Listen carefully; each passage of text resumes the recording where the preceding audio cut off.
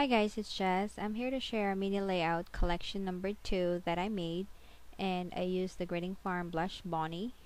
And here's the video. I was in my porch, and because the last video that I made, it was really dark, and now I know the problem is the lighting. So anyway, I might do this often if the weather permits. So this is what I made. I really like how it turned out, and I'm zooming it in so you guys can see it closer. And that sentiment, I got that from Joann's for $1. And also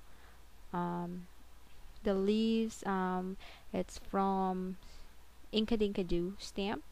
I actually have a tutorial on how I color the leaves. And then the recollections flowers, and then I added glitters on that gold name, and then I'm just showing the leaves, and I added beads, gold beads that I have in my stash.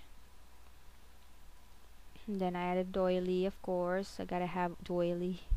And then I added strips of fabric that I made it like a weave, and then I paper pieced her clothes and her socks, and I used Copic markers for her hair and her skin and her shoes.